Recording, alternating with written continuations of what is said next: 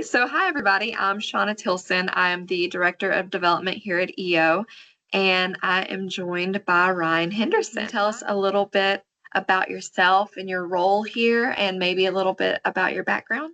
Sure thing. Well, hello, my name is Ryan Henderson. I am the Program Manager for Workforce Innovation here at EO. I've been with the organization for about 4.5 years now.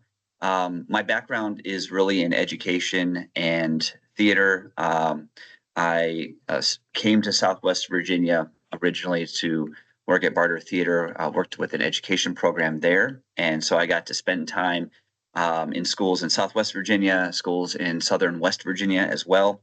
Lived 3 years in Grundy, Virginia. So even though I'm not from here, I feel like I have earned my Southwest Virginia card. Um, and I actually, to be honest, I feel as connected to this area now after 15 years as I have anywhere else. So yeah, when I worked for Barter, created my own education company after that. And then shortly thereafter, since 2020 was in hindsight, a great time to start your own personal LLC that would go into schools. Then I got joined up with the United Way of Southwest Virginia, and here I am with EO now. Wonderful. Thank you. Can you tell us a little bit about Career Commons and what you all are doing with Career Commons? Absolutely. So Career Commons, at the end of the day, we really wanted to have a space where students could learn and practice the skills they need to be successful at whatever they want to do after school, right? Whether they want to go right into the workforce or go to college, start their own business, if they want to stay at home and raise a family, how can we give them the space and the opportunity to do that? And then, of course, with our regional employers there, we get to show the students the different opportunities they have right here in their backyard, right here in the region, that if they wanted to stay and work here, they have lots of choices. So we really wanted to make sure that students have the skills they need to succeed and that they can choose to succeed here. That's wonderful. Can you tell me a little bit about how Career Commons came into being, the idea Absolutely. behind it and its purpose? Yeah. So I was not in on the original planning of Career Commons. That was a little before my time. But I do know that we used to have our Career Expo, which was really a 2-day event built with around bringing all the seventh graders in from Southwest Virginia, from Lee County all the way to Montgomery County. Let's pack in these thousands of seventh graders in the course of 2 days. And we had like probably 60 to 80 different employers that would be there for those 2 days. Kids would come in for 20 minutes in each zone, and maybe there were 4 or 5 zones. So they'd spend maybe about an hour and a half to 2 hours here or so. And it was well received by teachers, by students. We loved doing it. The vendors loved doing it. The biggest change that teachers wanted to see was, this is great. We'd love to have more time with these employers. We'd love our students to really have a more deep experience with them. And it makes sense. It was hard to do that in that time. So that's where the idea of Career Commons came in, because now a middle school can come in with their 100 seventh graders. And while we have less overall partners there, we have employers and partners who represent the 17 different career clusters in Southwest Virginia. And all of these labs have hands-on activities and information that will help the students connect to all of those career clusters. And they get to have a deeper, more meaningful experience than even with the Career Expo. That's great. So it sounds to me like Career Commons kind of was born from feedback and engagement with the schools and the employers we were working with. Do we still get feedback from the schools and metrics that we follow to understand effectiveness for the program? I think the way you're going to sustain any kind of program is to understand the perspective of the people who are most directly impacted by that program and to have their buy-in, right? So Career Commons doesn't exist without us deciding, or the United Way at the time deciding, this is what a need is, identifying the need, based on the people most directly impacted by that experience. So there's that. And then we've continued that idea.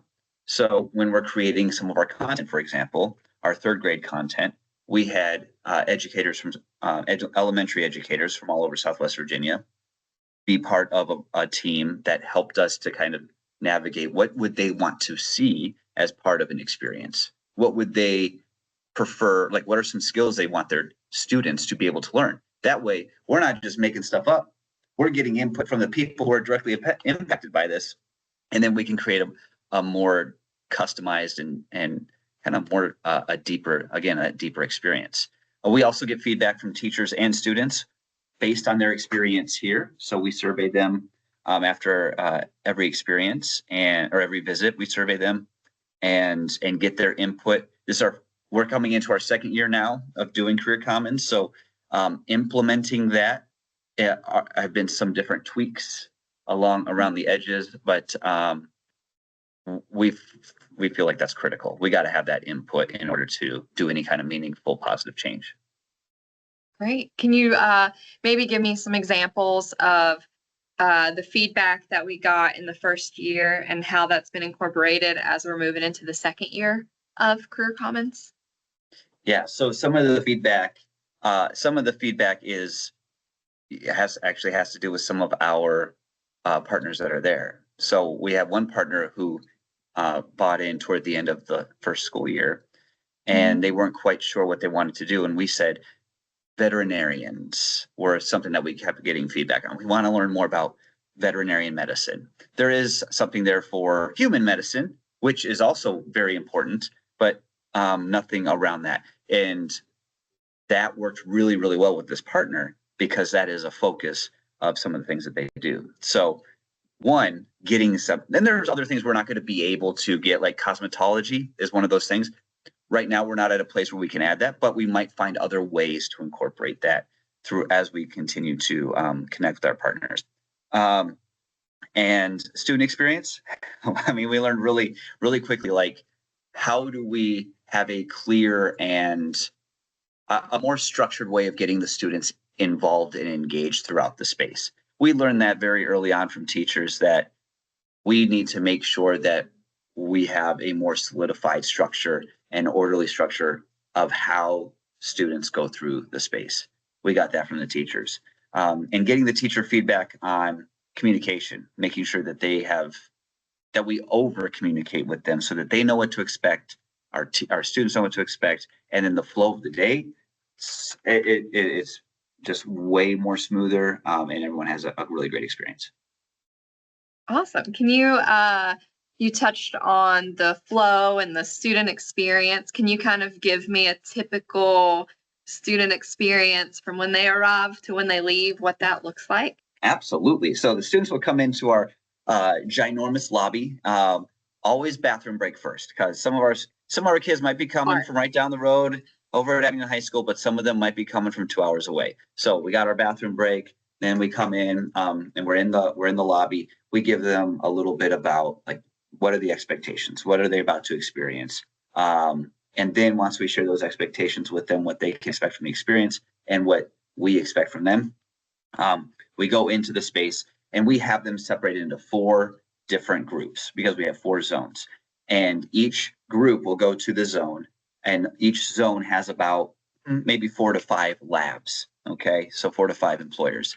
And the students will get to spend about 6 to 8 minutes in each lab based on their zone. And in each zone, we actually break it down even into smaller groups so that there's only ideally 6 to 8 students in each lab at any given time.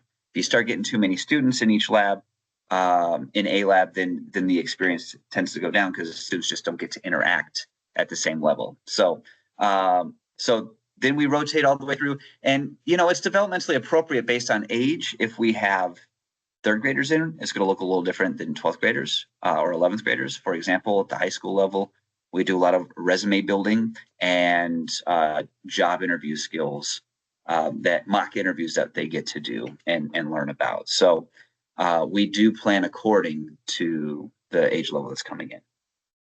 Great. Can you talk a little bit about that, kind of what the different experiences are, if it's a third grader, if it's a seventh grader, if it's a high school student, and the focus areas for each of those age groups? Yeah, I mean, our primary focus is this idea of discovery, and then applying and then doing. So, like for example, our third graders, they're discovering. We want them to kind of see what is possible because they just don't even know that maybe I could be an auto mechanic, or they don't know that they could, like, all the different jobs that might be at Food City or at a bank. So we the lab experience is going to be very similar across the board, but the supplementary content that we have is going to be different based on age. An example might be the high schoolers I just talked to you about, but for elementary schoolers, we're going to have some table time in there. They come sit down at the tables, they fill out, they get to color one of their make a coloring a coloring sheet. It's a coloring sheet of a person. And what do you want to be when you grow up, right? Fireman, teacher. And then they have to also think about what are 5 things you need to do to be successful at this. So getting them to think about what they might want to do, but also what skills might they need to be successful at this. And also, where else do you need those skills? So it's not just them exploring the labs, which is immensely important. It's also being able to have conversation and reflection on that experience, and deeper reflection on what does it mean to decide what my career is. What do I want to do? Why do I want to do it? What is going to make it possible for me to be successful at it? Oh, that's wonderful. And I know we had seventh grade and some high school students this past year, and this year we're expanding to the third grade. And then also with the financial literacy piece, which is really exciting. Can you speak to plans for Career Commons? What's coming up? Yeah. What's All the plans. exciting things you're doing? Yeah. So after the spring of this year, we will be considered fully operational. That's when we will implement our mentioned our financial literacy component. Right now, we're collaborating. We've got a collaborator that we're working with on the content of that, and we're really excited about that. That is kind of taking shape as to what that experience looks like, and it's going to be different. So that'll be high school specific level, but it's going to be different than the resume and job interview portion that a high school might want to do. So those schools get to decide, do we want to do financial literacy for our students? Do we want to do this job interview? It's like a menu that high schoolers have, which is cool, because those experiences will be different. You could be a 10th grader one year, come to Career Commons, and have a completely different experience the next year. When it comes to third grade, while we had a couple elementary school visits in the spring of last year to see what worked, kind of piloted a little bit. This year, we are opening up the fall and the spring to third grade visits, and we've already had a number of them book, which is awesome. And that content is just going to be, it's going to be really about putting their little toe into the shallow end of the career possibility pool. Like, what is there? What can they explore? What can they discover about the possibilities? For seventh grade, we're just amping that up. We're adding some content. We're adding what we call our career passport, which we first did with our high schoolers, but we're having something for our seventh graders and something for our third graders as well, for them to take on their journey with them through Career Commons and interact with the labs in a different, more in-depth way. Hey, and this summer there were, I know my daughter attended Career Discovery Camp. Oh, yeah. What was that like? I heard from the 6-year-old perspective, but I would love to hear your perspective on those camps. We had career discovery camps. They were 5 one-week themed camps over the course of the summer, meant as an enrichment opportunity for students while they were out of school. And we had themes that were, we had STEM week, healthcare, public service, agriculture, and arts week. So that was such an experience to be able to bring in partners from our community, other employers during STEM week. We had like CGI and Jones Road and Bridge, Wise Solutions, a number of other folks that came in and created and facilitated programming for our campers. so our campers got to experience what it's like to program a Sphero robot or learn about different um, different signs that you need to know in order to um, operate a crane, or how piping works in our sewage system, like things that we kind of take for granted. We had the Washington County Service Authority visit one week and talked about how it filters water, but then the students got to make their own water filters as well. So it's very much, it's educational, but in the way of like experiential. So the students get to experience this education, things that affect them every single day of their lives, and also skills that they can build and understand. Like, oh, I can take this. I can get a job with Washington County Service Authority. I can get a job with CGI. I could work for a global company, but live right here in the region. So those camps were so much fun. Very excited. And we're already talking about how we can make them even more engaging for next year. It's exciting. And I know my daughter loved it. Just every day she came home, learned something new, was excited. Well, we loved Knew. her. Tilly Wren always brought it. She brought it every day. Great. Well, if there's one key takeaway for the people who are going to be watching this that you would love for them to know about Career Commons or take away, what would that be? I think one of the biggest takeaways has to be, and I don't mean for it to sound any kind of cliche, it's that when people collaborate, when groups, when organizations are working toward the same goal and bringing their own experiences, their own expertise to accomplish a common task, how fundamental, like how much positive change can happen from that. Of course, like collaboration isn't always easy, but when you do it and when you are all wanting to be on the same team to make something, like summer camps don't happen without partners.